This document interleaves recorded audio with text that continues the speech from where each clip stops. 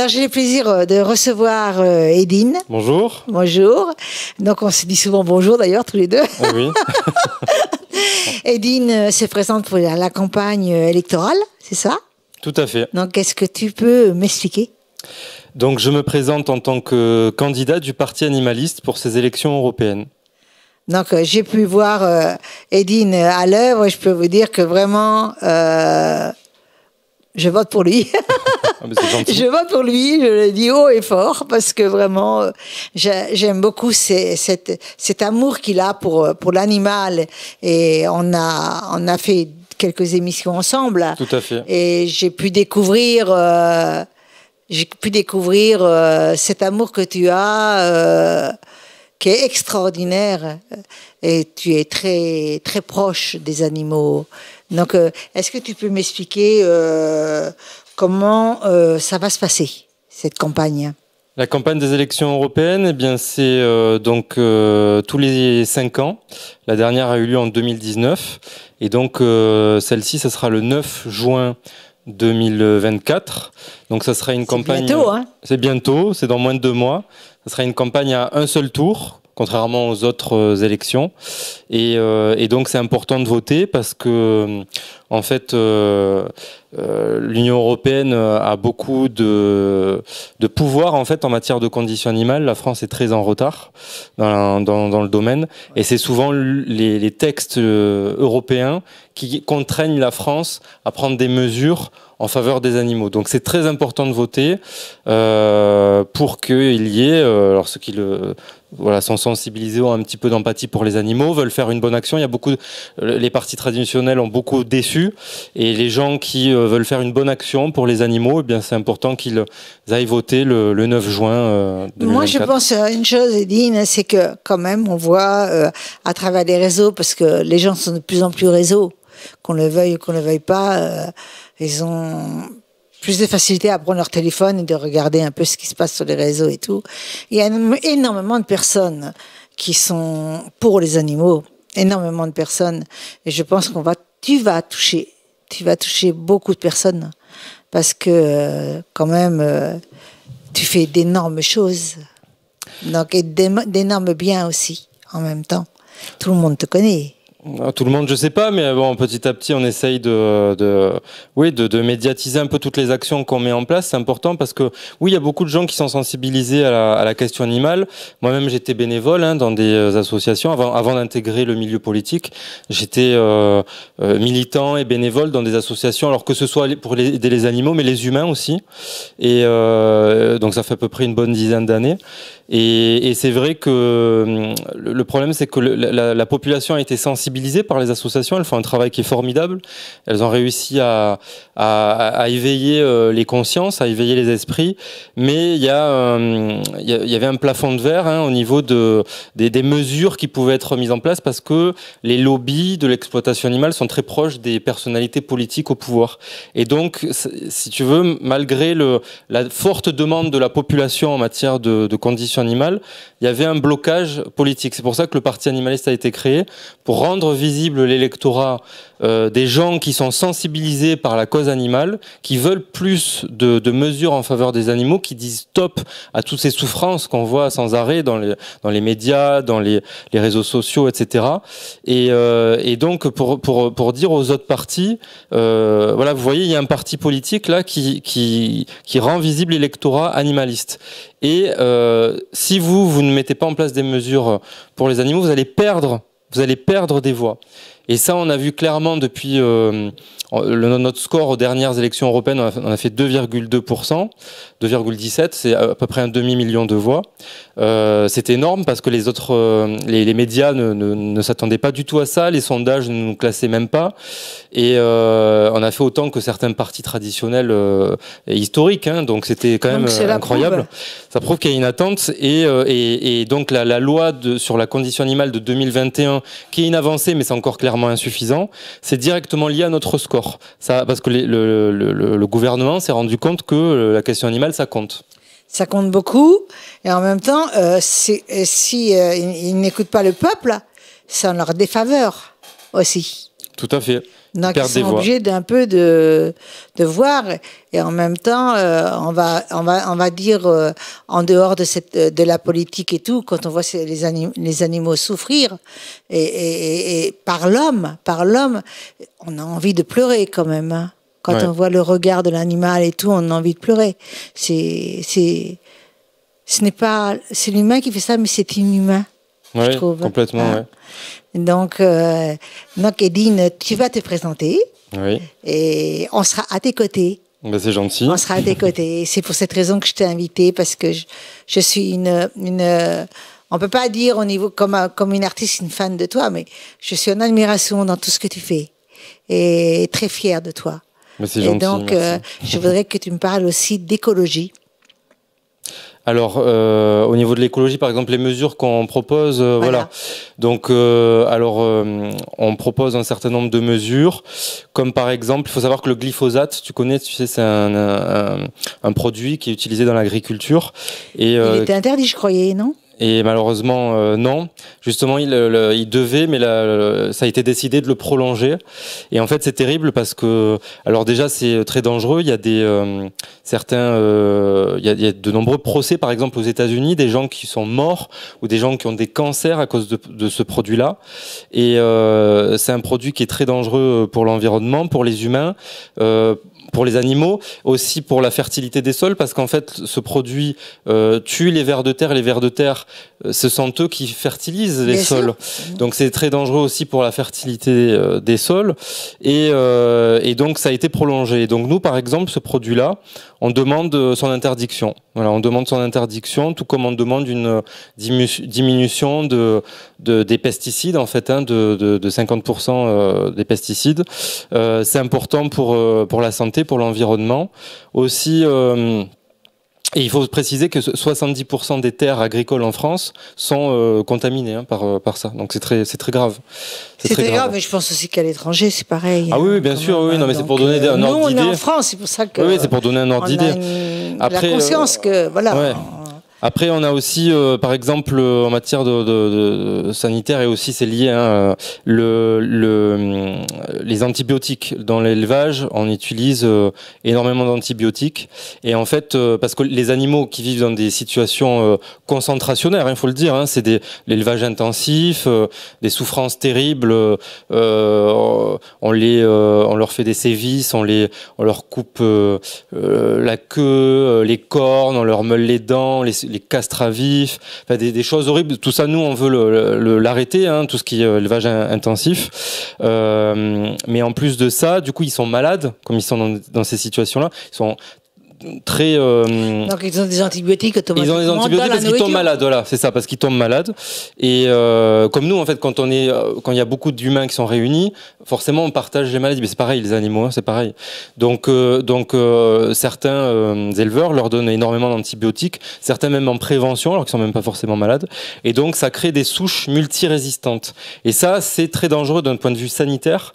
C'est catastrophique parce que ces souches, après, elles mutent et elles vont attaquer les humains. Et donc, il y a des personnes qui ont commencé à décéder dans le monde à cause de ces souches multirésistantes parce qu'il n'y a plus d'antibiotiques qui peuvent les traiter. Et, créer un nouvel antibiotique, c'est 15 ans, c'est énorme, c'est beaucoup de temps. Donc, c'est le danger qui nous pend au nez.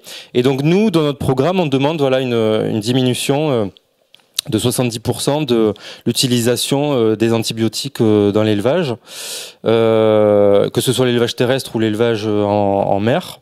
On demande aussi une diminution de 50% de la production et de la consommation de produits d'origine animale, parce que faut savoir que d'un point de vue environnemental, c'est aussi catastrophique. L'élevage, ça génère la déforestation, parce que pour créer le soja transgénique qui va nourrir les animaux, par exemple ici en France, eh bien il y a la forêt, l'Amazonie, qui est déforestée, parce qu'ils font pousser du soja transgénique qui est catastrophique aussi pour les populations locales, hein, parce que ça les empoisonne, ça empoisonne les eaux, etc. Et donc voilà, donc la déforestation, une consommation excessive d'eau. Donc on a de plus en plus de problèmes d'eau avec le changement climatique, et ça génère aussi 15% des gaz à effet de serre. Il faut savoir que la mesure la plus efficace pour réduire l'impact, le changement climatique, on nous dit, et c'est vrai à juste titre, hein, qu'il faut éviter de prendre l'avion, qu'il faut de plus en plus utiliser les transports en commun ou le vélo, tu vois. Mais la mesure la plus efficace, c'est de végétaliser son alimentation. C'est pour ça que nous, on a un objectif, d'ici la fin du mandat, du prochain mandat, donc d'ici 2029, d'une réduction de 50% de production et de consommation de produits d'origine animale. D'accord. C'est là où, dans ton engagement pour le pouvoir d'achat, qui... Alors, ça a aussi un impact, oui, sur le pouvoir d'achat, parce que bon, là, je t'ai donné l'impact donc sur l'environnement, mais aussi sur les animaux, hein, parce que voilà, c'est terrible. Mais aussi sur le pouvoir d'achat, faut savoir que pour produire 1 kilo de protéines animales, il faut 7 kilos de protéines végétales. Donc ça veut dire qu'en fait, on a une perte de 6/7 de nourriture. Et ces 6/7, si on pouvait directement les utiliser pour nourrir les humains, forcément les prix diminueraient. On a 70% des terrains agricoles qui sont utilisés pour l'élevage. Donc si on nourrissait directement les humains, on pourrait même supprimer la famine dans le monde et donc évidemment diminuer le coût de la nourriture. Après, on a d'autres mesures. On propose une diminution de la TVA sur les produits d'origine végétale, notamment de bonne qualité, hein, voilà. C'est important, ça permettra aux citoyens européens de mieux se nourrir. Et par exemple aussi, il faut savoir que les Français, beaucoup de Français ont des animaux, hein, de compagnie. Eh bien, on demande à ce qu'il y ait une diminution de la TVA sur les médicaments ou les actes vétérinaires, voilà, pour que le coût qui est très important quand on va chez un vétérinaire, malheureusement c'est très cher et tout le monde ne peut pas se le permettre. Donc on demande aussi une diminution de ce coût-là pour améliorer le pouvoir d'achat des citoyens européens. Je pensais à une chose aussi, donc ça c'est tout à fait personnel, Edine. Je pensais aussi à une chose, c'est que bon, dans chaque vétérinaire devrait être comme une école où s'occupe d'enfants, par exemple, le vétérinaire qui s'occupe des animaux, devrait avoir un quota pour de la gratuité sur la pauvreté des gens, où c'est eux ils donnent quelque chose qu'on ne peut pas donner, nous, ils donnent de l'amour à leur animal. Ou alors aux animaux, ça va de soi. Mais au moins, je sais pas, je trouve qu'il n'y a pas beaucoup de vétérinaires qui s'investissent un petit peu. Alors, est-ce ça l'amour de l'animal ? Alors, l'amour de l'animal, ça serait un sujet, on pourrait faire une dissertation là-dessus. Non, mais c'est sûr que, alors il y a des vétérinaires qui s'investissent, hein, mais il y en a d'autres qui ont plutôt des objectifs de rentabilité, de faire de l'argent. Voilà, mais c'est pas tous. Après, il y en a qui sont très bien aussi. Moi, j'en connais qui sont très bien. Moi aussi, je connais qui sont très bien. On en a rencontré ensemble, d'ailleurs. Non, mais c'est pour ça que nous, au Parti animaliste, voilà, on est un parti qui est humaniste. C'est important de dire ça parce qu'on est un parti qui est humaniste, mais en étant notre champ de considération aux animaux aussi. Voilà, parce que en fait, nous, nos mesures au Parti animaliste, elles ont un impact à la fois sur les animaux pour améliorer leurs conditions. Il y en a vraiment besoin, on est très en retard, mais également sur les humains et également sur l'environnement, parce qu'on est dans un monde qui est systémique et donc à partir du moment où on a une action qui a un impact qui soit positif ou négatif envers les animaux, envers l'environnement ou envers les humains, ça a un impact sur l'ensemble. C'est pour ça qu'on est un parti qui est humaniste et environnementaliste. Voilà. Et l'un va pas sans l'autre, hein. Voilà, on est dans un monde où tout est lié. Tout est lié, donc forcément, nous, nos mesures, elles prennent en compte l'ensemble. Mais c'est vrai qu'on a fait... l'objectif du parti, c'est de rendre visible l'électorat animaliste et de faire un focus sur des mesures pour les animaux, parce que jusqu'à présent, ils étaient ignorés ou méprisés. Et c'était important de montrer que les animaux comptent. Il n'y a pas d'Europe sans prendre en compte les animaux. Exactement. Je voudrais que tu regardes la caméra et que tu nous parles un petit peu justement de ton parti et comment tu vas défendre ton parti. Alors moi, donc le parti animaliste, je l'ai rejoint depuis sa création. J'ai commencé en tant que que militant. J'ai été candidat aux différentes élections. Ensuite j'ai été responsable au niveau local, puis membre du bureau national. Et là donc je suis élu, élu à la ville de Montpellier. Voilà. Donc je mets en place les mesures du parti au niveau local. Donc par exemple, on a à Montpellier, avec la majorité municipale, on a voté un vœu pour demander la fin de la présence des animaux dans les cirques. Tu vois, parce qu'il y avait des grandes souffrances pour les animaux, tous les animaux. Bien sûr. Voilà, que ce soit les animaux sauvages, domestiques. Ouais, d'ailleurs, suite à ce vœu, il y a eu la loi qui a prévu la fin d'ici quelques années des animaux sauvages. C'est que sauvage. On commence à en parler. Hein. Voilà, mais on en parle de plus en plus. Donc ça, c'était important. Déjà, ouais. Après, on a, alors à Montpellier, il y avait aussi des terrains municipaux dans lesquels il y avait des chasseurs qui allaient tuer les animaux. Et nous, on a résilié les conventions d'autorisation de chasse. Et ça a un impact pour protéger les animaux. Mais les humains, c'est ce que je disais, à partir du moment où on protège les animaux, on protège aussi les humains. Parce qu'il faut savoir que ces dernières années, il y a eu plus de 400 morts mais ça, à cause on n'en parle pas. Voilà, c'est un peu humaine. Étouffé, quoi. Voilà, c'est un ça. peu étouffé. Oui. On n'en parle pas beaucoup, sans compter tous les blessés, etc. Pratiquement donc ça, tabou. Nous, on a protégé les humains et les animaux. Voilà. Après, on a aussi végétalisé l'alimentation dans les cantines scolaires. On a mis en place l'option quotidienne végétarienne. Et là, tous les enfants qui le souhaitent peuvent prendre tous les jours un repas végétarien, s'ils le souhaitent. Et on a mis en place un repas, là maintenant on a un et demi, et on va passer à 2 d'ici la fin du mandat, pour tous. Et ça a un impact pour la santé des enfants aussi, parce qu'il faut savoir qu'il y a beaucoup de familles qui n'ont pas beaucoup de moyens, qui peuvent pas acheter des légumes. Là, il y a des carences en consommation de légumes. C'est presque un luxe d'acheter des légumes. C'est presque un luxe. Donc nous, voilà, on leur permet ça tout en ayant un repas équilibré pour qu'ils aient leurs protéines végétales ou voilà. Donc ça, c'était important. Qu'est-ce qu'on a fait d'autre ? On a aussi prévu pour les animaux qui n'ont pas de propriétaire, qui sont trouvés blessés ou malades dans la rue, eh bien quelqu'un qui le trouve peut l'amener chez un vétérinaire.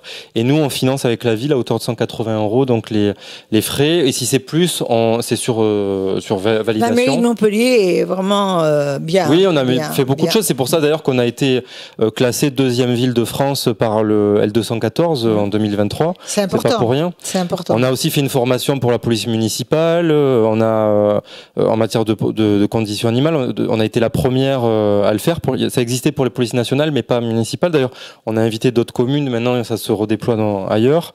On crée un hôpital pour les animaux sauvages. Enfin, on a fait beaucoup de choses, tu vois, au niveau de la ville. Et là, donc pour les élections européennes, ce qu'on a prévu, c'est de travailler sur l'élevage intensif, hein, donc avec un objectif de l'interdire, tous ces sévices aussi. Mettre de la vidéosurveillance dans les endroits où il y a de la souffrance animale, par exemple les abattoirs, les bateaux de pêche, les laboratoires d'expérimentation animale. Il faut savoir qu'il y avait eu un audit suite à une enquête L214 là, qui avait été révélée, et 80% des abattoirs français étaient en infraction. Donc 80%. Moi, sans doute. Hein. Voilà, donc c'est important qu'il y ait une vidéosurveillance obligatoire. On prévoit aussi qu'on mette 450 millions d'euros de budget de l'Union européenne pour financer les start-up ou les universités à trouver des alternatives à l'expérimentation animale. Par exemple, en Israël, il y a eu un vaccin, un médicament contre le cancer qui a été créé sans faire de tests sur les animaux. Donc ça montre que c'est possible. Et c'est possible, mais il faut y mettre les moyens. Donc, tu vois, en Israël, ils sont en avance. Aux États-Unis aussi, ils ont mis de l'argent. Mais en Europe, on n'a pas mis assez d'argent. Donc, c'est pour ça que nous, dans notre programme, on veut le mettre en place. Ça fera partie du programme. Donc, Edine, je voudrais que tu donnes ton nom d'homme politique. D'homme politique. Edine. Donc c'est Edine Aristegui, voilà, sur la liste du parti animaliste, et donc on aura des bulletins partout en France. C'est normal, ça sera la première fois depuis l'histoire du parti où on va pouvoir envoyer des professions de foi dans chaque foyer français. Voilà, donc Ah, ça c'est bien ça. Ça c'est bien parce que beaucoup ne nous Donc, connaissaient pas. les gens qui peuvent pas se déplacer, comment ils peuvent-ils voter? Alors les gens qui ne peuvent pas se déplacer, c'est important qu'ils fassent une procuration, qu'ils trouvent quelqu'un C'est qui pas puisse encore leur dans donner. l'air du temps pour par internet, via Non, internet. ça on peut pas encore. Pas encore. Mais on peut faire une procuration si vous n'êtes pas disponible. C'est assez facile et la personne de confiance ira voter. Pour tous ira ceux qui voter. veulent vraiment la protection animale. C'est important Et, si vous voulez faire et une le bonne respect action. de la Ouais. nature. Si vous voulez faire une bonne action pour les animaux et voter pour un parti qui protège les animaux, la nature, On a les envie humains, il faut voter. de parler un peu avec toi peut-être avant cette date fatidique, n'est-ce pas? Comment on fait pour pouvoir communiquer avec toi? Alors, il suffit de me contacter. Donc, il y a mes coordonnées, par exemple, sur le site du Parti Animaliste. On contacte le Parti Animaliste ou sur les réseaux sociaux. Je suis sur Partout, Facebook, YouTube, partout, Instagram, il est partout. TikTok. Partout. Alors, on vous dit merci Merci. et vive Edine. Au revoir. Au revoir.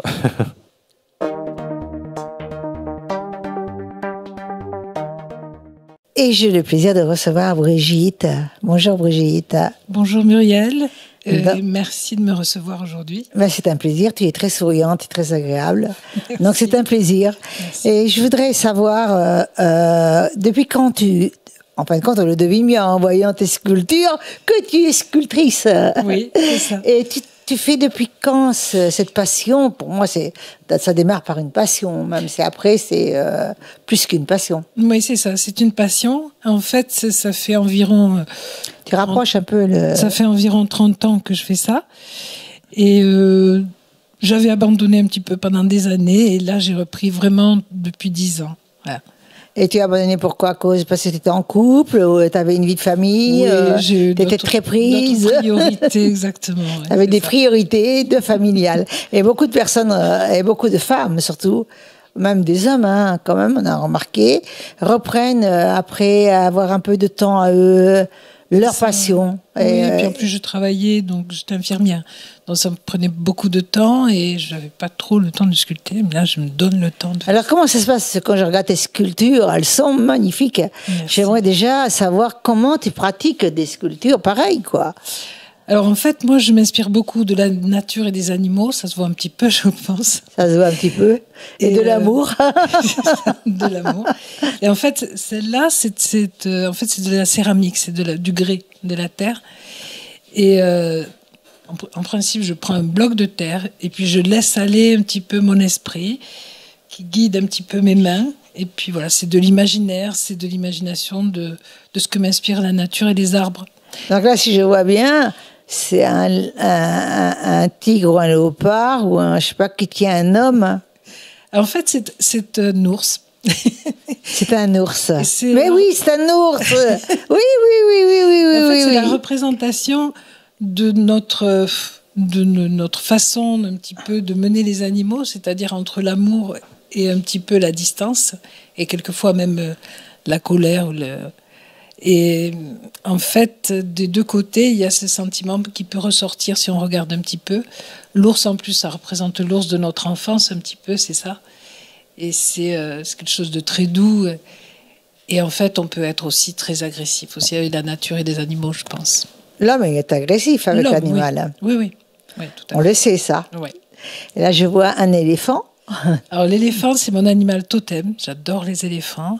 Je suis allée beaucoup en Afrique et c'est vrai que souvent, quand je touche la terre, je fais des éléphants. Ah oui, en plus, ils sont tellement intelligents. Voilà. Oui, c'est Comment sûr. on peut les rendre esclaves? C'est sûr. Hein? C'est sûr. Et là, je vois un couple. Tu nous as amené un couple. Oui, en fait, j'ai appelé ça les âmes jumelles. Ils ont oublié de s'habiller. Hein? Oui. Mais en fait, ils sont pas finis. Il n'y a pas les jambes parce qu'ils naissent de l'arbre en quelque sorte. Et c'était pour représenter le lien entre la nature et nous, quoi, en fait. Et que c'est la nature qui nous donne beaucoup, entre autres. C'est très joli. C'est très, très joli. Merci. Les êtres humains qui sortent des arbres. Ça, c'est super sympa. En plus, Alors, j'aime beaucoup. J'ai fait toute une série comme ça. J'en ai fait plusieurs comme ça. Et voilà, oui, effectivement. En plus, le grès, enfin, pour la terre comme ça, pour moi, c'est très agréable parce que c'est presque sensuel, justement. C'est très doux. Donc si ça tombe, on peut casser. Oui, c'est sûr. Donc là, Ouais, je crois qu'on est très en colère si on casse. Non, mais c'est comme ça. C'est irréparable, irréparable. Il y a des choses qui... Chaque fois que j'expose, je casse quelque chose parce que souvent, je fais des choses très, très fines. Donc, effectivement, il faut réparer. C'est réparable, oui. C'est réparable. Et donc, comment tu fais? Tu as un atelier? Comment tu fais? Parce qu'il faut chauffer cette terre. Alors, je fais chez moi. L'atelier, c'est chez moi. Et le four? Bin, c'est pas possible. Et le four, je fais cuire à Solargile. Je loue des fours et je mets, quand j'ai pas mal de pièces, je fais cuire tout d'un coup, quoi. Ouais. Et une fois cuite, après, je les patine. Mais le four, tu le fais monter chez toi?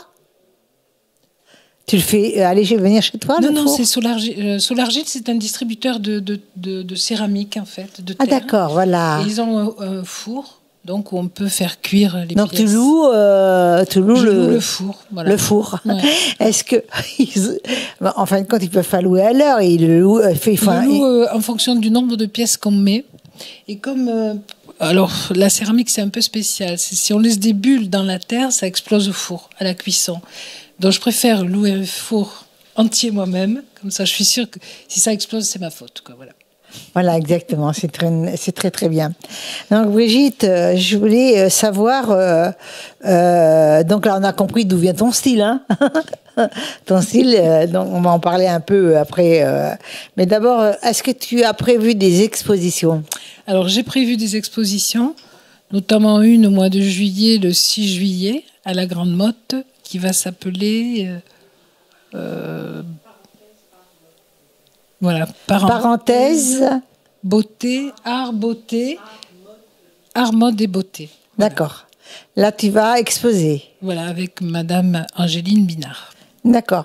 Donc, tu vas emmener plusieurs de tes œuvres. Je pense qu'on va avoir plus de place et je vais amener plus d'œuvres, oui. Non, voilà. Donc, on la connaît très bien puisqu'elle vient très souvent sur le plateau depuis 5 ans, bientôt. Ouais. Ça fait 5 ans qu'on est là. Je crois qu'elle a été l'une des premières à venir chez nous. Oui, c'est Mme Binard qui m'a parlé de vous aussi. Oui, tu es bien entourée. Oui. Très, très bien entourée. Oui. On va parler aussi de ton autre passion. Oui, donc les animaux. Les animaux, donc depuis toute petite, depuis mon enfance, j'ai une passion vraiment pour les animaux.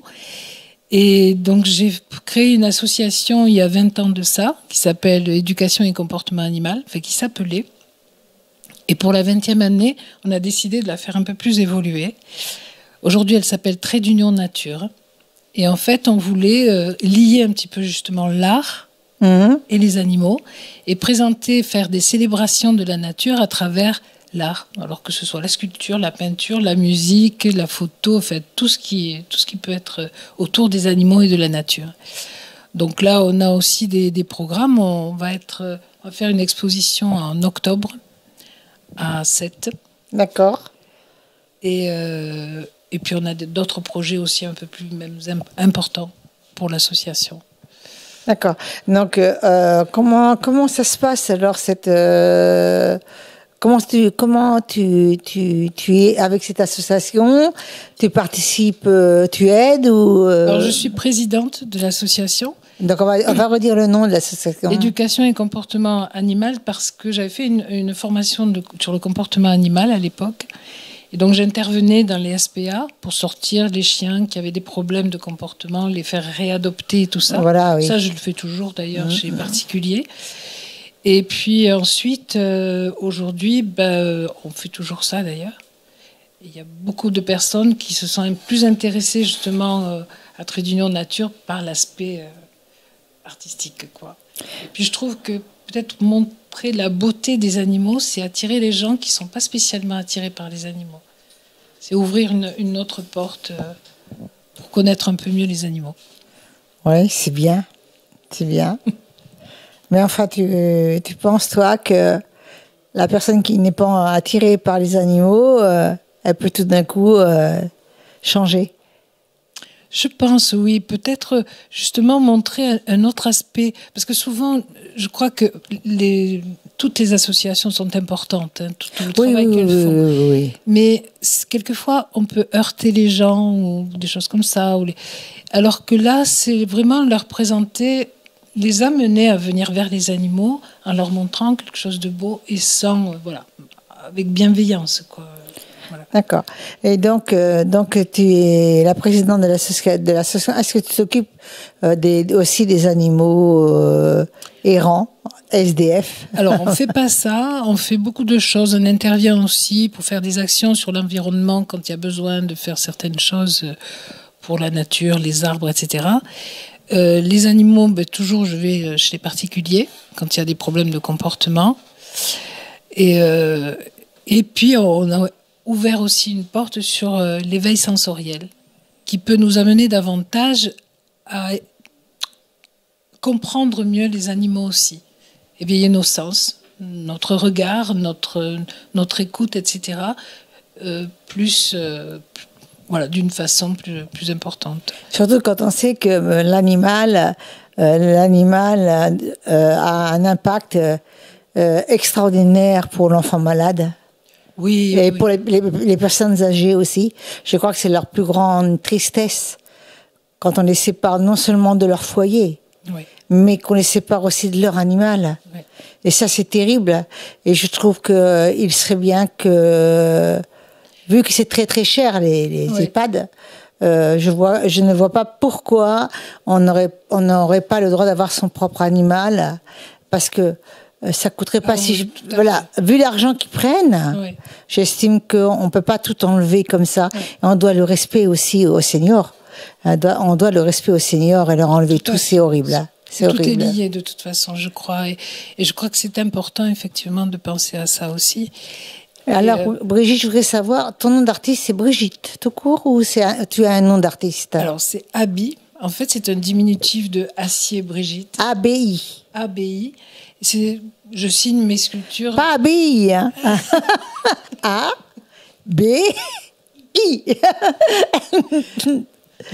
En tout cas, c'est très joli. J'adore ce que tu Merci fais. beaucoup. Je suis très, très scotchée parce que c'est vraiment beau. Et en plus, de la façon après dont tu mènes la finition, elle est géniale. Elle est en rapport avec ces êtres humains qui sortent de l'arbre. Oh, wow, wow. Alors, je voudrais que tu regardes la caméra, Brigitte. Oui. Et donc, l'association Abi, c'est ça? Ou l'artiste Abi? Oui. L'artiste Abi va nous dire comment on fait pour la joindre et si vous êtes tenté pour voir ses sculptures. Donc, je pense qu'elle a des photos, elle a dans les réseaux. Alors, on peut découvrir peut-être des teasers aussi, non? Oui, alors j'ai un site sur Internet qui s'appelle abisculte.fr pour la sculpture. Donc là, on va mettre toutes des expositions qu'on va faire, on va les mettre sur le site. On a aussi Trait d'Union Nature, donc l'association Trait d'Union Nature, qui est sur Facebook et qui a aussi un site. Donc Trait d'Union Nature, c'est trait avec un S, tiré du 6, union, tiré du 6, nature. Oui, mais je pense que si regarde et cherche Abi sur les réseaux, je pense qu'on peut te trouver facilement, non? Abisculte. Abisculte, ça veut dire S-C-U-L-T. LPT. LPT, voilà. Bon, écoute, ce fut un plaisir de te recevoir et un plaisir de voir tes œuvres. Je suis très fière de toi et très fière aussi de ton amour pour les animaux. Je te remercie. On vous dit à bientôt. Au revoir. Au revoir.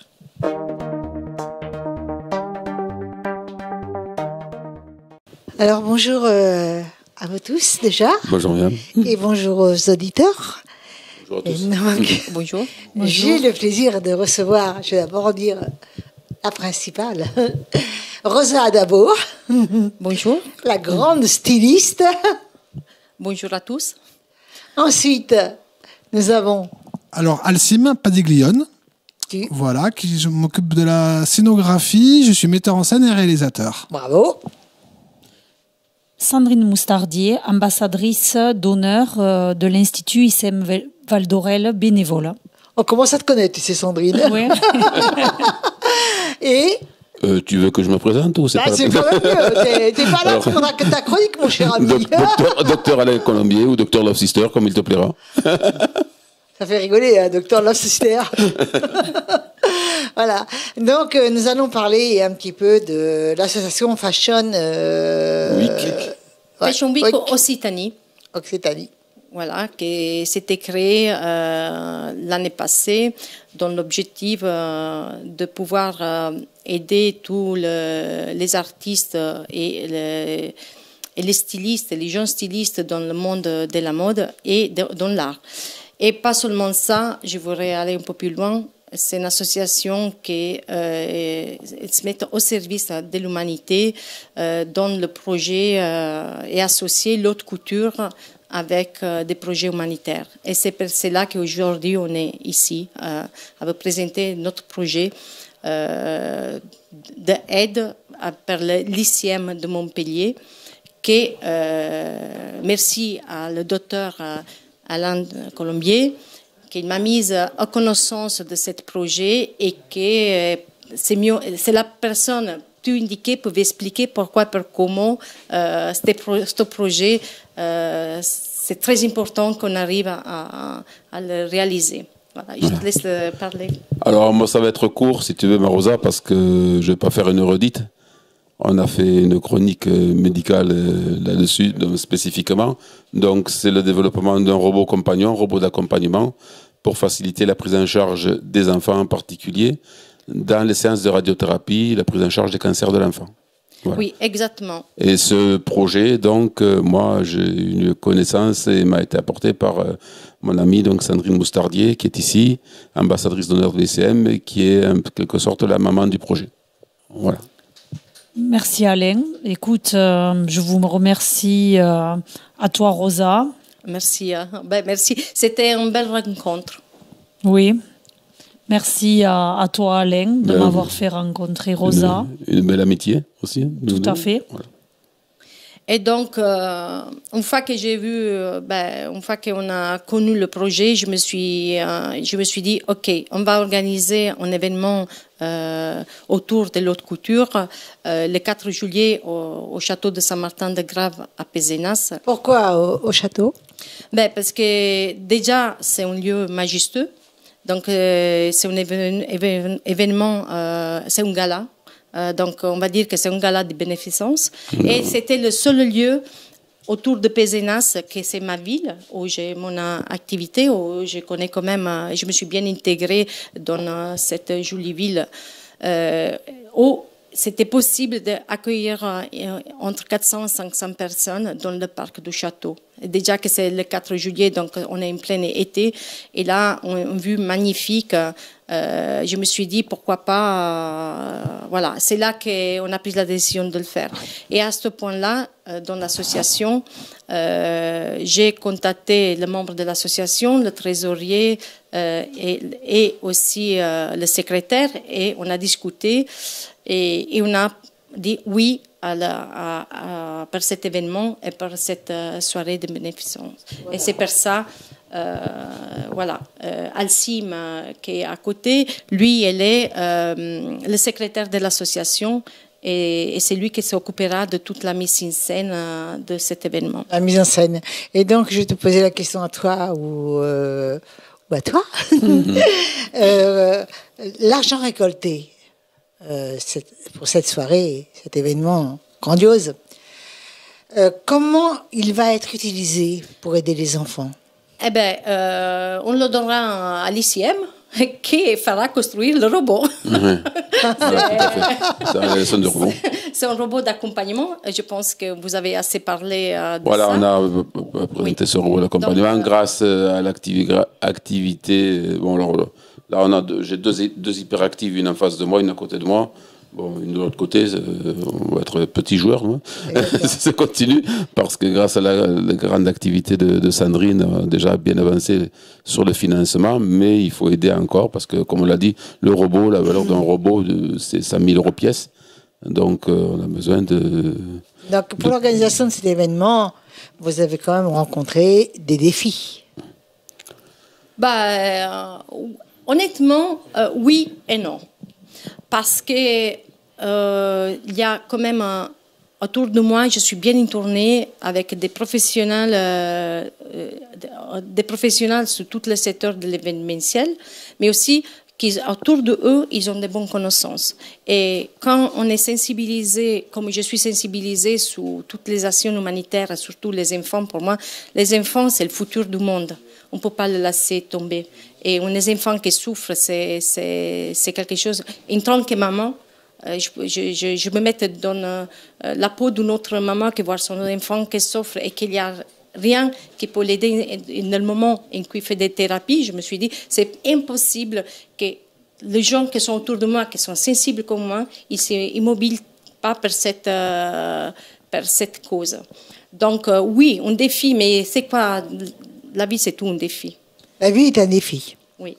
Donc on se bat, on arrive. D'accord. Donc je voudrais aussi... tu nous parles un petit peu de... Comment je suis arrivé sur ce projet? Voilà. Comment je suis arrivé sur le projet? Alors, moi, je suis arrivé sur le projet parce que je travaillais sur un spectacle à l'Illustre Théâtre et on avait besoin d'un costume très particulier, c'est-à-dire qu'on avait besoin d'une robe de mariée, mais qui puisse être portée par deux comédiens qui n'ont pas du tout la même morphologie. Et donc, c'était une pièce très très compliquée à réaliser et c'est pour cela qu'on est allé voir Rosa à Dabo parce que on savait qu'à Pézenas il y avait une grande créatrice de mode et elle a réussi cet exploit d'être capable de faire une robe de mariée modulable avec des élastiques, etc.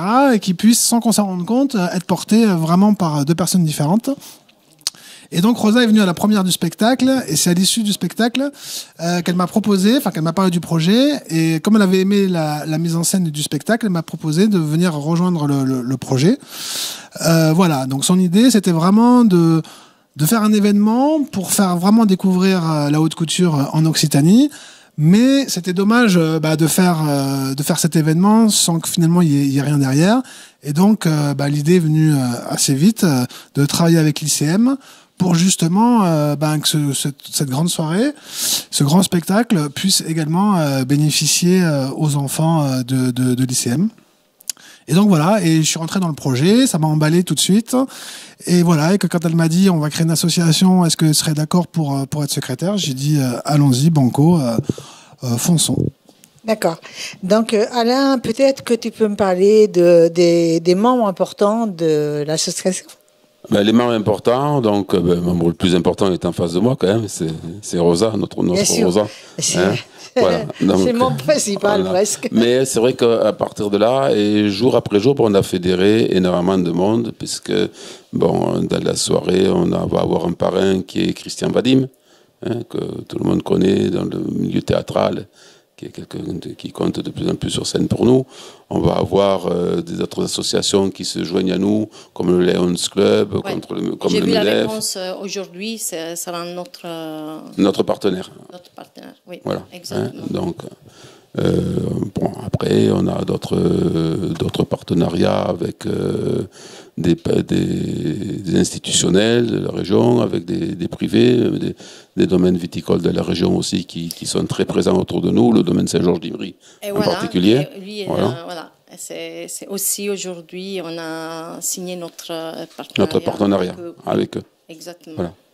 Et après, en tant qu'Italienne, donc j'étais à la Fashion Week à Milan au mois de septembre et après je suis retournée au mois de février et parlant autour de moi, donc, les Italiens sont très sensibles. Normalement, sont des gens assez humains. Donc, j'ai parlé autour de moi et voilà, on aura quand même une délégation italienne qui viendra. Donc, déjà, c'est associé à la Chambre de commerce italienne pour la France. Et on aura aussi un autre grand styliste italien qui l'année passée il a gagné à la nuit de l'Oscar à la mode. On aura une chanteuse internationale italienne qui l'a gagné à Intercontinental Musical Award à Los Angeles l'année passée, le prime. On aura Miss Monde Italie qui vient à défiler pour nous. Et j'ai des rendez-vous encore en Italie pour voir si on arrive à faire venir encore quelques personnalités et pour dire que l'Italie est solidaire à ce projet avec l'ICM.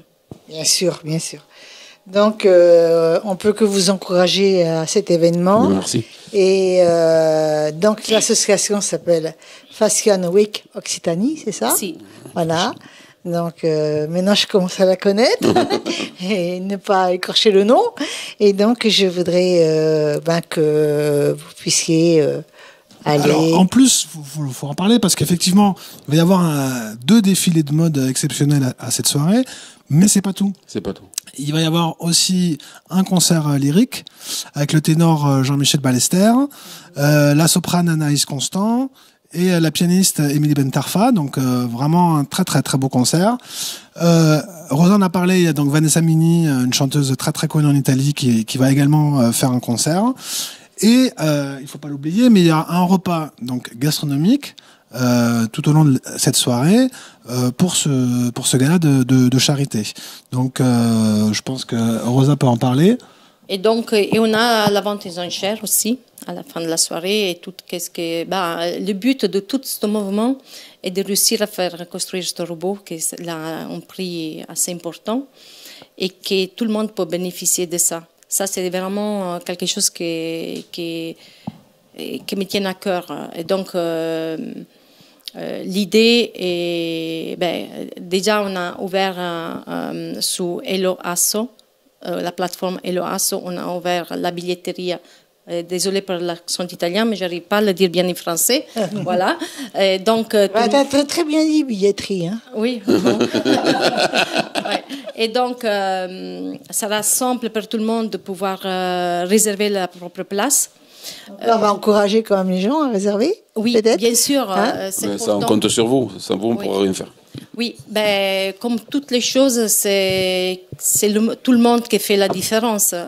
Sont les petites gouttes qui font des grosses rivières. Bien. C'est comme ça que vous dites en français. Tout à fait, Rosa. Voilà. Donc, on compte vraiment sur tout le monde. Nous, d'un autre côté, on mettra tout notre professionnalisme, que la soirée sera une réussite. Et il y a autre chose aussi cette soirée qui se passera parce qu'on aura des médias internationaux qui sont présents à cette soirée. On a le Corriere della Sera, qui c'est le journal de Ça, tu l'as bien dit. Oui, ça, tu l'as bien dit. Oui, oui, ça me vient bien. Hein. Le Corriere della Sera sera présent à cette soirée pour faire sortir un article à Milan. On aura un article qui sortira en Asie pour l'officiel. L'officiel, voilà. L'officiel. Sortira un article aussi à Monaco, al Principato di Monaco, donc à Monte Carlo et à Paris. Et là, je vais à Barcelone cet week-end et je rencontrerai quelqu'un là-bas et on va essayer de faire venir aussi des Espagnols, notre voisin, à cet événement. En tout cas, toutes les portes s'ouvrent pour faire si que le robot de l'ICM il devient propriété du monde et pas seulement propriété pour quelqu'un, mais pour tous les enfants qui souffrent dans le monde entier. Et voilà. Comme tu l'as dit, pour tout le monde, et ça va ouvrir beaucoup de portes à d'autres instituts, voilà. Ce robot. Donc ce qui est intéressant, c'est quand même de s'adresser à la caméra et de dire le coût de cette soirée. Alors, le coût de cette soirée... Tu regardes la caméra, ma chérie. Oui, alors, oui, le coût de cette soirée, c'est 90 000 €. Donc, parce que quand on travaille avec des professionnels, on veut faire vraiment les choses bien. Malheureusement, il y a beaucoup de bénévoles autour de ça, sinon le coût sera plus cher. Mais c'est un coût. Et nous, on a besoin d'avoir le sou pour financer la soirée et le sou pour pouvoir faire la donation. De toutes les personnes qui participent activement à cette soirée, on travaille sous cet événement presque tout le jour, au-delà de notre travail qu'on fait dans le quotidien, parce que chacun il a un travail. On travaille dessous chaque jour environ 6 heures par jour pour cet événement. Et ça, il n'a pas de prix. Et on le fait avec tout notre cœur. D'accord. Et donc, pour réserver le coût... Alors, pour réserver, c'est 150 € la place. Dans les 150 €, il y a déjà la donation. Donc, il y a la soirée et la donation. Et vous pouvez vous adresser personnellement sous mon numéro de téléphone, qui c'est 07 84 66 08 74. Sinon, vous pouvez aller sur la plateforme Hello Asso. Vous avez toute l'information. Vous avez aussi la donation, la réservation pour la soirée et toutes les informations que vous avez besoin. Vous pouvez contacter moi personnellement, ou je vous mettrai en contact pour autre chose plus technique, qui peut être le robot, qui peut être... Ça, c'est l'avenir de l'association. Oui, l'association Fashion Week Occitanie, c'est le premier événement cette année. Je suis déjà en train d'organiser l'an prochain, en octobre, le 12e grand événement.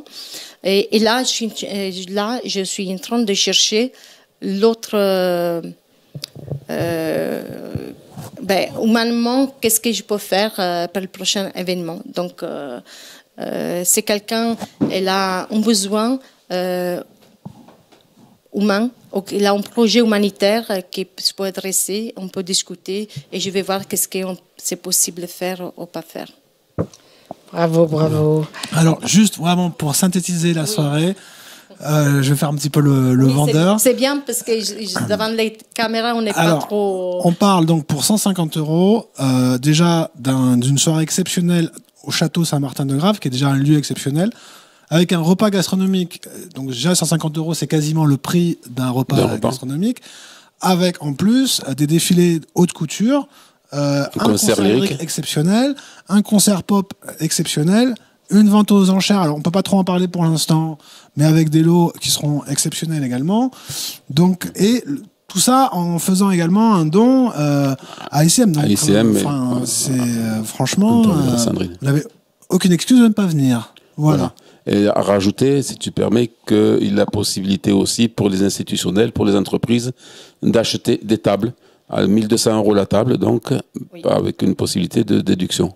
Oui, exactement. Nous, de tout ça, j'ai oublié de dire la chose plus importante, que l'association a la possibilité de la défiscalisation de la donation au 606%.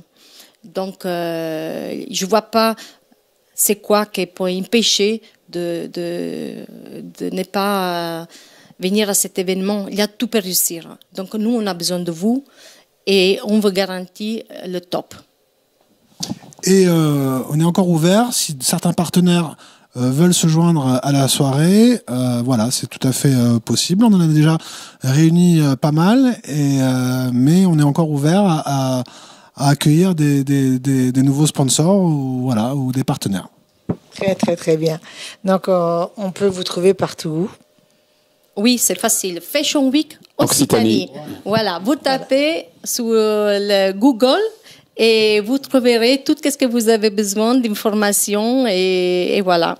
Et notre partenaire aussi. Où que vous soyez dans le monde, de toute façon, n'importe quelle personne, vous demandez où est Rosa Adabo et vous êtes sûr que la personne, elle va vous l'indiquer parce que Rosa Adabo, elle est connue dans le monde entier. Bon, voilà, merci à tous. Merci à toi. Merci de ton accueil. Merci et bravo à vous tous. Merci. Bravo merci. Rosa. Merci, Adabo, tu disais que j'allais pas bien dire ton prénom, ton nom, mais t'as vu, j'ai bien dit. Et à l'association et aussi à cet événement exceptionnel. Merci, 4 juillet, château de Saint-Martin-de-Grave, à Pézenas, la ville de Molière. La ville de Molière. Et de Bobby Lapointe. Et de Bobby Lapointe, bien sûr. Et de Paul Vidal de la Blache, on oublie trop souvent de le dire. Oui.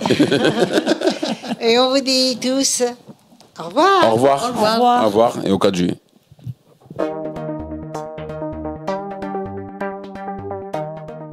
J'ai le plaisir de recevoir quelqu'un de particulier aujourd'hui, Nicolas Dermini, acteur, Merci. Comédien, bon c'est pareil, acteur et comédien, n'est-ce pas? Donc tu es comédien de métier. Absolument, ouais. Donc voilà, tu joues un peu partout. Où on te demande.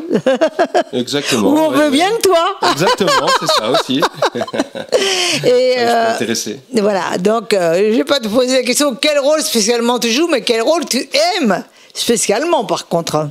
Alors j'ai fait beaucoup de comédie, beaucoup dans l'humour. Oui. Pendant plusieurs Tu années. aimes l'humour. Ouais, j'aime beaucoup. J'aime le rire. Le rire, c'est quelque chose qui. C'est la vie. Le rire, c'est la vie. Exactement. Et puis c'est quelque chose qui connecte de cœur à cœur de manière instantanée. Effectivement. Et je trouve ça formidable. Donc là, tu as fait récemment une prestation importante. Alors oui, c'est-à-dire que, alors déjà pour dire par rapport à la comédie, j'ai dirigé un café-théâtre en fait pendant plusieurs années. Mais il n'y a pas meilleure école, hein. Le Point Comédie à Montpellier. Donc je m'en occupe plus maintenant, mais pendant 4 ans, j'ai dirigé ce théâtre, j'ai joué beaucoup là. Donc effectivement. Avec des élèves. C'est-à-dire je dirigeais le théâtre. Tu dirigeais le théâtre. Le théâtre Le Point Comédie à Montpellier. D'accord. Oui. Mais quand tu dis diriger, ça veut dire quoi? Tu jouais au théâtre, tu jouais une pièce? Ça veut dire faire la programmation, faire la communication, la clientèle. Ah, c'est bien. C'est quand même bien, hein? Ouais, diriger. Donc finalement, tu étais à tout faire. Absolument, tout faire. Il y a des hommes à tout faire. Exactement. Ah, pour le coup, vraiment, ouais. Oui, mais c'est bien aussi en même temps, hein. Voilà, ouais. Donc ça, bon, c'est fini maintenant. Donc je suis de retour simple comédien ou acteur, comme on veut. Là, je joue dans une pièce sur la vie de Sarah Bernard, qui s'appelle Sarah Great. Plus porté sur le théâtre. Oui, un peu les deux. Non, j'ai fait un petit peu d'audiovisuel aussi. Ça, c'est quand ça veut bien. Quand j'ai un casting. Donc tu te présentes? Oui, donc j'ai joué des rôles dans des petits rôles dans les séries télé. J'ai joué dans beaucoup de courts-métrages, quelques longs-métrages aussi. Oui. Ça, c'est quelque chose que j'ai envie de développer.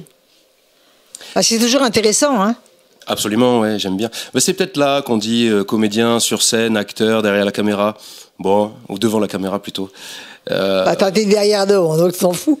Ah, t'as fait les deux. Derrière la caméra, c'est plutôt le technicien, le cadreur, oui, le maintenant, mais tu as été. Alors j'ai réalisé aussi quelques courts-métrages, oui. C'est vrai, j'ai fait un peu les deux. J'ai regardé ta fiche quand même, hein. Ah, c'est bien. Tu vois bien. Et donc les rôles, bon, tu serais plus porté dans le comique, si je comprends bien. Alors pas que, j'ai joué aussi dans La Tempête de Shakespeare. Il y a quelques années, on a fait une tournée. Là, c'est pas trop comique, hein. Voilà, là, par exemple, c'est pas très comique, là. Mais j'ai fait beaucoup de comédie, ouais. En quantité, j'ai fait beaucoup plus de comédie, beaucoup plus d'humour. Et j'aime beaucoup ça. J'aime tout, en fait, mais l'humour, ça connecte les gens entre eux d'une manière très directe, et j'aime beaucoup. Ça détend, ça fait du bien. Ça détend, ça fait du bien. Et en même temps, je pense que, bon, vous êtes un groupe et vous vous retrouvez quelquefois. Et en même temps, lorsque vous répétez, quand il y a des liens, surtout dans une pièce de théâtre, il y a des liens qui se forgent. Oui, bien sûr. Bah déjà, des liens avec soi-même. Déjà avec soi-même. On se découvre soi-même déjà dans cette... on se découvre et on s'améliore en plus. Dans cet art d'incarner tout un tas de personnages autres que soi. Et finalement, c'est un moyen à la fois intéressant, amusant et qui peut parfois être profond pour se trouver soi-même derrière tout ça, quoi. D'accord. On essaye. Et puis on crée des liens, ouais, bien sûr, avec l'équipe, avec les partenaires de jeu, l'équipe technique, avec les différents théâtres ou salles qui nous accueillent, et des liens surtout avec le public. Exactement. Et ça, c'est ça l'essentiel. Le public. La plus belle chose, c'est de sentir l'intérêt du public, hein. Exactement. Et puis, mais je vais beaucoup plus loin que ça. C'est que je dis que le public est un partenaire de jeu. Ah oui, non seulement je suis pas le seul à dire ça, mais c'est quelque chose oui. J'adhère absolument à cette approche. Le public est réellement un partenaire de jeu. Ah oui, c'est certain, ça, c'est... Et j'aime beaucoup jouer de manière très interactive, voire même parfois immersive. Ça, c'est un truc qui me plaît énormément. Et donc, dans le café-théâtre, c'est très facile à faire. C'est l'endroit le plus... je dirais, c'est l'endroit... Tu trouves la victime, quoi. Tu trouves une victime. Oh, ton œil s'arrête sur une ou plusieurs victimes. Alors pas forcément victime, parce que justement c'est là où j'aime bien aller beaucoup plus loin que ça et jouer vraiment avec les gens. pas seulement prendre une victime qui sait pas trop quoi faire, qui se dit qu'est-ce que je fais là. Non, non, Ils aiment bien la plupart du temps être. Ils aiment bien. Mais quand on va pas dire agresser, mais presque, ils aiment bien. Oui, bien sûr, mais ça donne un peu d'importance au milieu de tous ces gens étrangers autour de soi. T'es nominé, hop, c'est vous, hop, ça y est, l'autre à côté il se marre et tout, et finalement ça finit en rigolade et c'est super sympa. Ouais, absolument. Ouais. Les gens aiment beaucoup, bien sûr, se sentir concernés. Mais ce que je veux dire, c'est que j'aime aller encore plus loin que ça. C'est-à-dire, des fois, on s'est trouvé vraiment à jouer avec eux, à les faire jouer même. C'est déjà arrivé, ça. Et ça, c'est encore... C'est moins facile, hein, avec le public. Ça peut se mettre en place, ça peut se faire. C'est quelque chose qu'il faut... oui, il faut savoir comment dirais-je. Mais dis-moi, Nicolas, tu n'achèterais pas, par exemple, dans la salle, une personne qui puisse, tu n'achèterais pas d'une façon ou d'une autre, parce que l'achat, il n'est pas obligatoire par de l'argent, hein, pour intervenir et jouer un rôle, non? Non? Ah, pourquoi pas? Attendez, je le regarde. Donc, qu'est-ce qui t'a influencé le plus? Parce que maintenant, tu peux dire que tu es vraiment un comédien. Alors, oulala, ça c'est une grosse question. Prise comme ça, je pourrais partir dans tous les sens. Qu'est-ce qui m'a influencé le plus? Difficile de dire une chose qui m'a influencé plus, mais je peux dire que je suis venu dans ce métier-là avec une envie de très très longue date. Quand j'étais jeune, je voulais faire des choses artistiques dans l'expression directe, c'est-à-dire de la scène, quoi. Mais j'ai fait du chant, je faisais de la danse. Finalement, je faisais pas vraiment de théâtre, et j'étais très intéressé par ces différentes approches-là.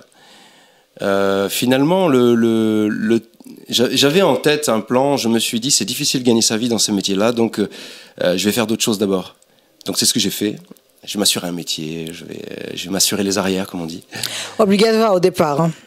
Bah alors pas forcément obligatoire, mais presque. Voilà, moi je raisonnais comme ça. C'était ma façon de penser. Donc finalement, le théâtre, j'y suis venu assez tard en fait, à la trentaine passée.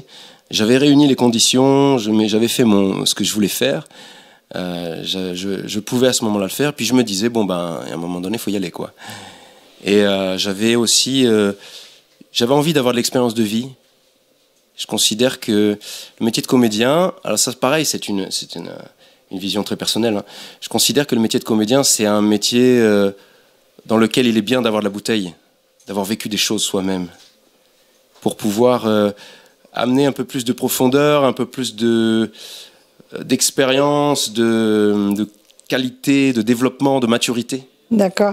Mais tu as d'abord été à Paris ou tu as fait la capitale d'abord ou pas? Non, pas du tout. Moi, je suis originaire de Montpellier, de la région. Et donc, il y a du travail? Oui, alors, bon, c'est sûr que dans la capitale, c'est beaucoup plus concentré. Alors, la capitale, c'est surtout au niveau de l'audiovisuel, où c'est extrêmement concentré. Dans la région, il y a quand même, c'est en train de se développer, mais on est encore quand même dans une situation où les castings descendent de Paris essentiellement. Donc, en région, c'est plutôt les figurations, les silhouettes et les petits rôles, et de temps en temps un rôle un peu plus important. Mais c'est vrai que l'essentiel du casting descend de Paris quand même, encore. Donc j'ai fait des allers-retours, hein. Je suis allé plusieurs fois passer des castings à Paris, je suis allé plusieurs fois dans des ateliers pour rencontrer des directeurs de casting, des réalisateurs, réalisatrices, essayer de développer un peu un réseau. Alors c'est vrai aussi que, en ayant dirigé un théâtre pendant un peu plus de 4 ans, 4-5 ans, pendant toute cette période-là, j'ai fait très peu d'audiovisuel parce que finalement j'étais très pris avec le théâtre. Et puis quelque part, j'étais dans la gestion au quotidien parce que je faisais absolument tout, de la gestion administrative, de la communication, etc. Je jouais beaucoup là et donc j'avais besoin de rien quelque part. J'étais très content avec les comédies. Donc l'audiovisuel, c'est quelque chose que j'ai envie de redévelopper maintenant, si possible. Aujourd'hui. Voilà, enfin aujourd'hui, à partir de maintenant. Et alors, donc, juste pour dire un peu mon actualité, c'est que je joue dans une pièce sur la vie de Sarah Bernard, qu'on vient de jouer en avril, et puis une date au Théâtre Jacques Coeur le 3 mai. Ça s'est très très bien passé, on a des retours vraiment excellents. Et on va la jouer encore le 24, 25, 26 mai au Théâtre Tabar, Tabar Beaux-Arts, donc à Montpellier, au quartier des Beaux-Arts. Voilà, et puis ensuite, il y aura une tournée qui va s'enchaîner. Donc je ne joue pas Sarah, hein, évidemment. Non, non. C'est une femme qui joue Sarah. Non, ben heureusement. Hein. Oui, oui. Je crois que là, il faudrait que tu rasses ta barbe. Voilà, exactement. Oh là là. Et ta moustache. Alors j'incarne le fantôme de Hamlet, et puis j'incarne un autre personnage aussi. J'en dis pas plus, hein, c'est à découvrir. À découvrir. Donc là, maintenant, tu vas regarder la caméra. Et tu vas nous dire comment on fait pour te joindre si on a envie de quelqu'un te remarque à une télé dans les environs. Maintenant, ça se monte vraiment hein, depuis 3 ans, 4 ans. Hein, oui, là. Absolument. Donc, j'aimerais que tu redises comment on fait pour te joindre et tutti quanti. Très très bien. Alors je suis Nicolas Derminy, Derminy D-E-R-M-I-G-N-Y. Je pense que ça écrit en dessous de la vidéo. Vous pouvez me joindre sur Facebook, j'ai un compte à mon nom.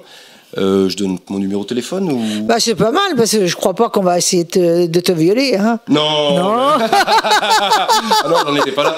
Mais je me dis ça peut être écrit dans la description sinon. Mais oui, mais tu sais des fois les gens ils aiment bien avoir tout sur place. Donc, je vais dire à l'antenne. 06 19 44 63 70. Voilà, c'est mon numéro de téléphone. Vous pouvez me joindre là. Sinon, vous pouvez me contacter sur Facebook, hein, Nicolas Derminy. Vous me trouvez. Instagram, Facebook. Instagram. Fusionne Instagram et Facebook. Oui, exactement. Donc, compte Instagram aussi. Peut-être TikTok. Les sketchs comiques. Non, j'ai raté le coche. TikTok, Snapchat. Non, mais TikTok, c'est quand même pas mal de faire des sketchs comiques. Oui, c'est vrai. Non, j'y suis pas du tout. Et puis tout ce qui est intelligence artificielle, ChatGPT et compagnie. Mais que tu veuilles pas, on y est dedans. Hein. Je suis déjà largué. On y est dedans, mais c'est encore à la balle du ciment, hein, quand même. Hein. Même Instagram, il m'a fallu un temps pour m'y mettre. Alors, ça fait un plaisir de te recevoir. Merci Vraiment beaucoup. un vrai plaisir de te recevoir. Et Nicolas et moi, on vous dit bye bye. Bye bye, merci de m'avoir reçu.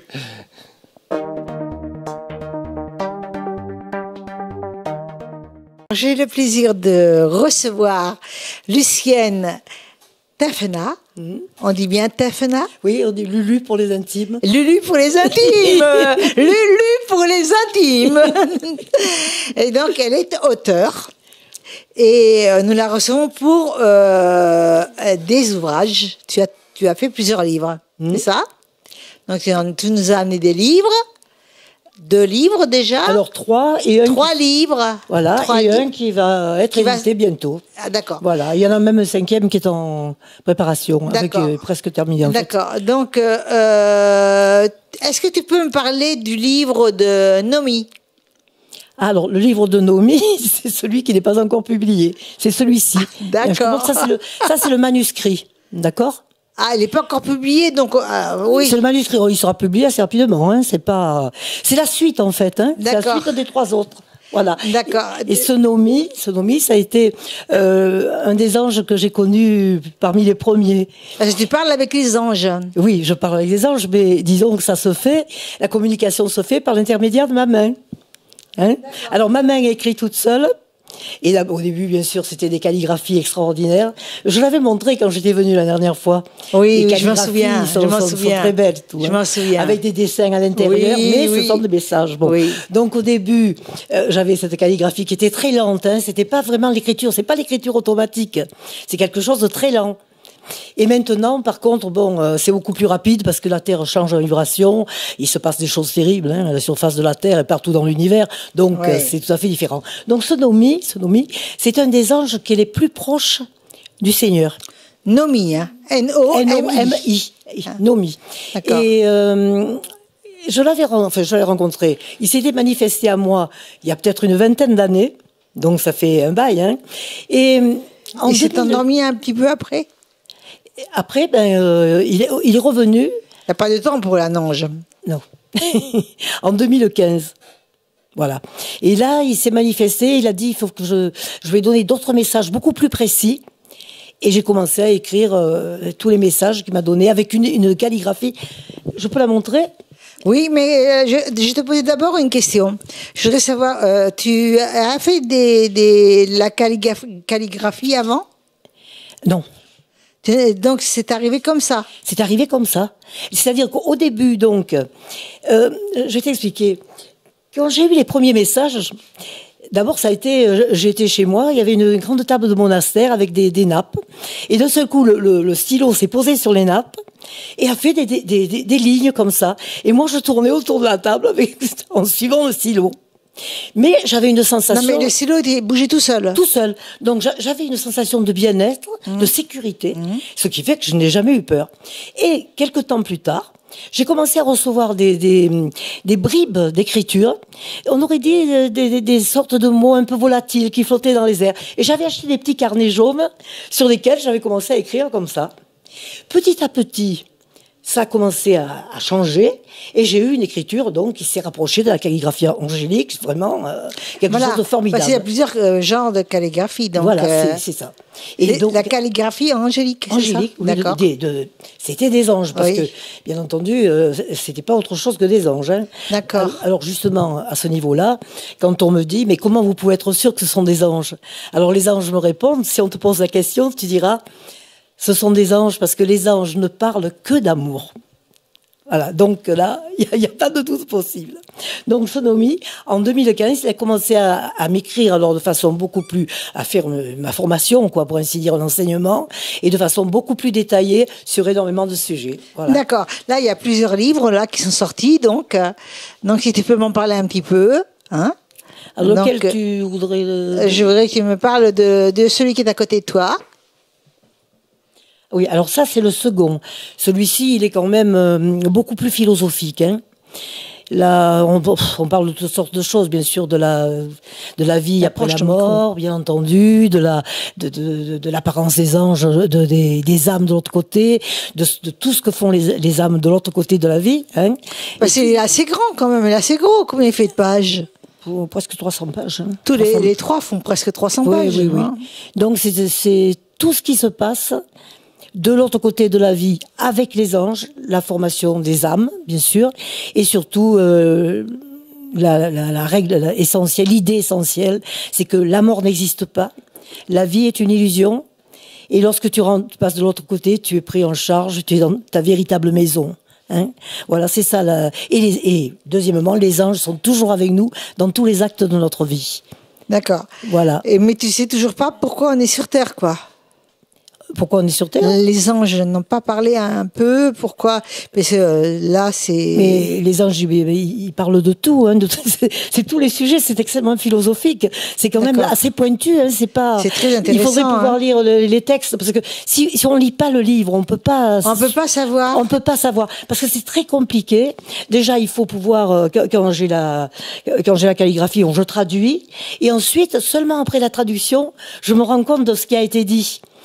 Parce que au début, j'en avais une compréhension qui était simplement une compréhension intuitive. Et hélas, je n'ai pas traduit tout de suite. D'accord. Donc il y a beaucoup de choses qui sont perdues. Donc c'est une... Comment t'expliquer? Si c'est un livre, je peux pas t'expliquer autrement que par on parle de tout, de la vie humaine, absolument de tout. Si tu veux savoir... Il faut me poser des questions, si tu veux, parce que je peux pas te dire. C'est tellement large, c'est tellement vaste comme sujet. Ouais, il y a plusieurs anges, là. C'est les anges nomades, sur celui-ci. Alors, ce sont les anges nomades. Hein, c'est un groupe qui s'appelle les anges nomades. D'accord. Ce sont des anges de la nature. D'accord. Voilà. Mais je veux dire, on aborde tous les sujets, la politique, la religion, la foi, les animaux, les plantes, tout. Parce que moi, j'ai toujours eu l'impression, depuis que je suis toute petite, que tout était lié. Que dans la vie, que ce soit même les choses inertes, que tout avait une âme. Que ce soit les animaux, tout, les plantes. C'est certain que les animaux, voilà. Les plantes et tout. Voilà. Alors donc, et même les choses inertes, les roches et tout. D'ailleurs, j'étais très attachée aux objets. J'avais l'impression, c'est un peu la phrase de Lamartine, l'objet inanimé, c'est donc une âme qui s'attache à notre âme. Tu mets combien de temps à écrire un livre Ça représente, là, en tout, j'ai 25 000 messages, hein, depuis 30 ans. 25 000 messages, si ce n'est plus. Donc, ce sont des messages que j'ai réunis. D'accord. Que j'ai réunis. Et ils sont tous dans l'ordre chronologique. D'accord. Alors, bien entendu, il n'y a pas tous les messages, mais ils sont exactement tels qu'ils ont été écrits par l'ange. Hein. Il n'y a pas de changement. Voilà. Le seul travail que j'ai fait, qui est un énorme travail, ça a été de les réunir. Voilà. Alors le premier livre, c'était beaucoup plus simple à la fois et beaucoup plus compliqué aussi. Parce que j'ai voulu, pour que les gens soient intéressés, j'ai raconté des histoires, bien sûr, de synchronicité, de vie passée, de rêves étranges. Et je raconte beaucoup de choses qui sont très très intéressantes parce que les gens, ça leur plaît beaucoup, hein, de savoir tout ça. L'impression, bien sûr, on est attiré. On est attiré par ça. Hein. Bien sûr, les synchronicités. Ça pourrait t'attirer déjà pour tout ce que tu nous dis, il faut vraiment qu'on lise tes livres. Ah oui, il faut Donc les lire. Tu vas quand même nous faire un petit passage, je crois. Hein. Oui, si tu veux. Ce sera intéressant. Oui, oui. Tu peux? Oui. Alors, tu choisis. Alors attends, tu veux que je choisisse un récit ou quelque chose de plus... Bah, tu nous lis un texte intéressant pour toi, quoi, un texte important. C'est-à-dire que il y a tellement de choses intéressantes. L'ange, Par exemple, j'ai la visite de défunts d'autres siècles. J'ai une princesse, la princesse d'Amibie du XVe siècle, qui est venue, qui chaque fois apporte un message. Et donc cette princesse, elle est là, elle a fait son portrait, et puis elle me dit qu'elle est toute seule, elle a vécu, elle était avec un roi qui était très très très cruel à l'époque, elle raconte tout ça, hein. Ça se passe au XVe siècle. Eh bien, elle est venue pour raconter, pour délivrer un message à propos d'un génocide qui avait eu lieu dans les années 1900, le peuple Herero de Namibie, qui avait été complètement exterminé par les Allemands à l'époque. Elle me raconte tout ça, et elle me fait un portrait, un dessin de son chapeau, Je me suis renseignée parce qu'à chaque fois je fais une enquête. Eh bien, c'est la même chose. C'est le même dessin, exactement, que sur la photo. La princesse de Namibie, je te dis. Tiens, je vais te le montrer parce que c'est intéressant. Si c'est trop long. Avec le micro, c'est un peu compliqué. Voilà.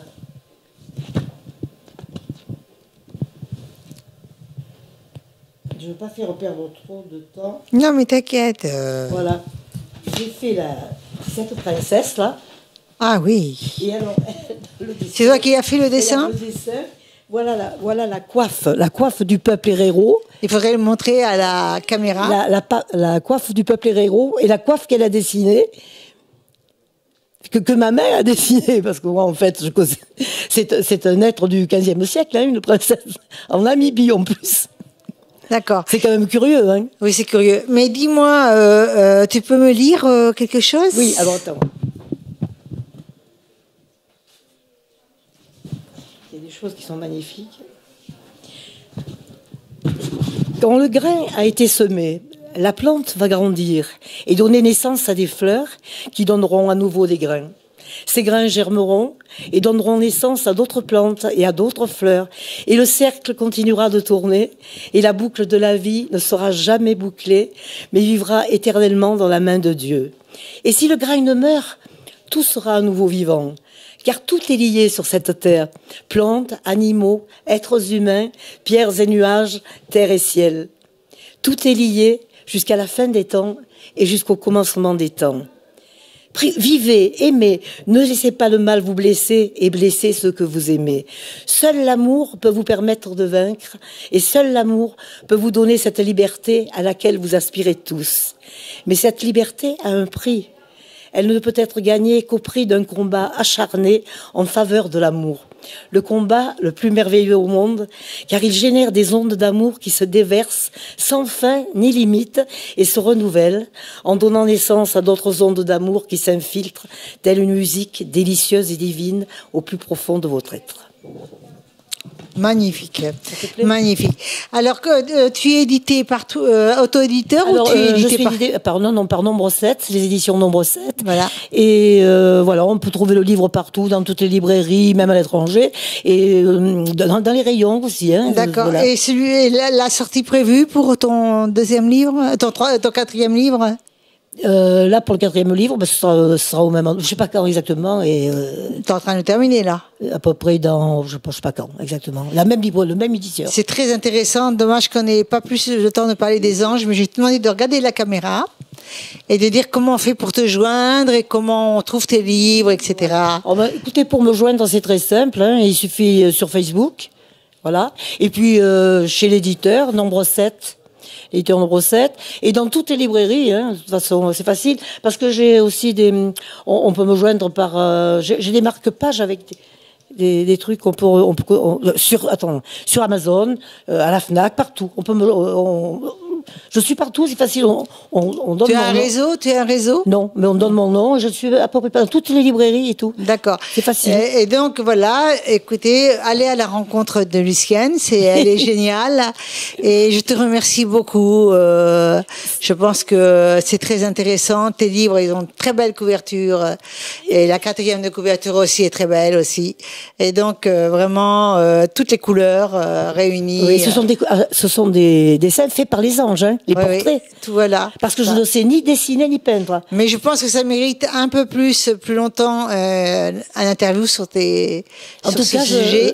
Nous t'inviterons avec d'autres chroniqueuses et développerons un petit peu plus. Il faudrait développer, c'est vrai. Voilà. Mais parce qu'il y a des choses qui sont vraiment très philosophiques, mais très proches de tout le monde, hein, de ce qu'on vit, je veux dire, chaque jour. C'est ça qui compte. Un langage simple, pas des trucs alambiqués que personne ne comprend. Alors, c'est très pointu, mais c'est très simple à la fois, et c'est ce qui compte. Voilà. En tout cas, tu sais, je te remercie beaucoup de me permettre de faire connaître un peu la parole des anges. Pour moi, c'était très court. Alors, Lucienne et moi, ainsi que les anges, on vous dit au revoir. Au revoir.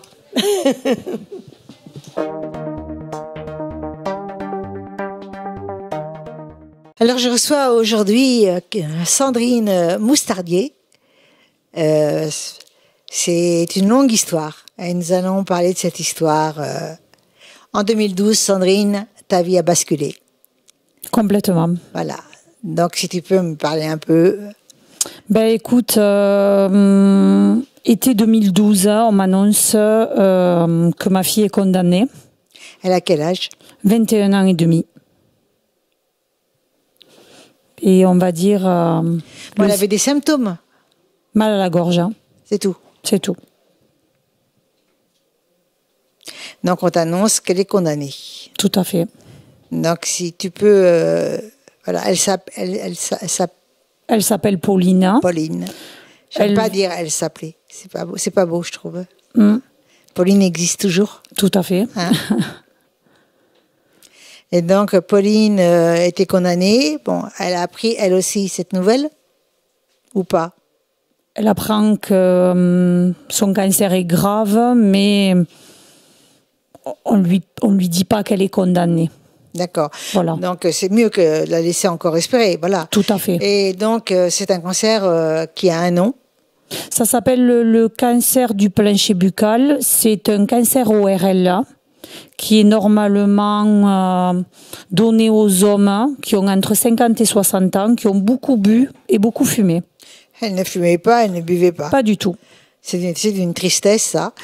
Alors, j'aimerais que tu, malheureusement, le mot aimerais n'est pas tellement conséquent dans cette phrase, mais que tu me dises un petit peu plus sur l'évolution de cette maladie et sur l'évolution de ce que tu as subi et de ce qu'elle a subi, Pauline.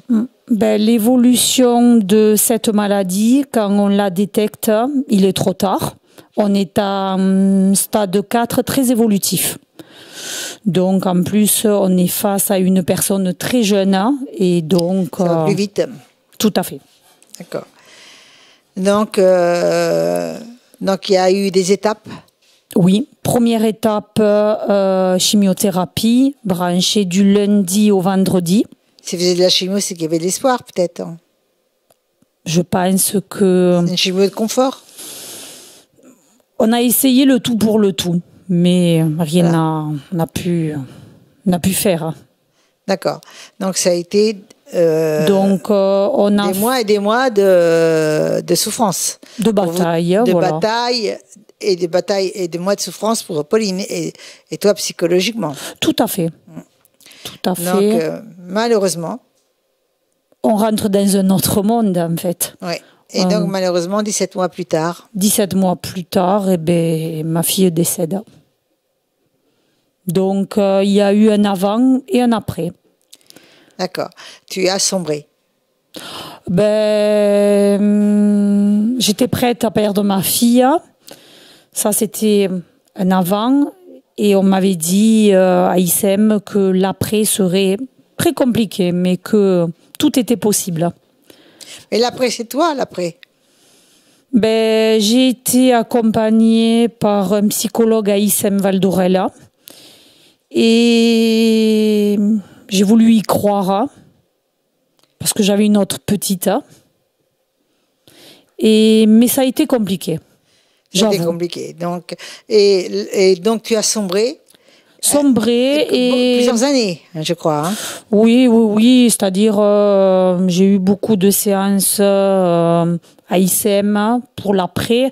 Et quelques mois après le décès de ma petite, le psychologue m'a fait, on va dire, il a essayé de me dire que si je n'avais pas un projet, j'allais couler.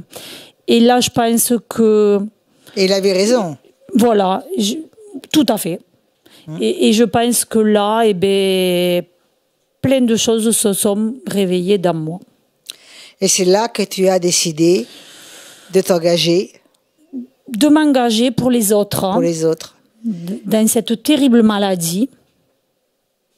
Qui finalement, où on pense qu'il n'y a pas beaucoup, parce qu'on n'entend pas souvent parler de ça, mais qui existe, et il y en a beaucoup.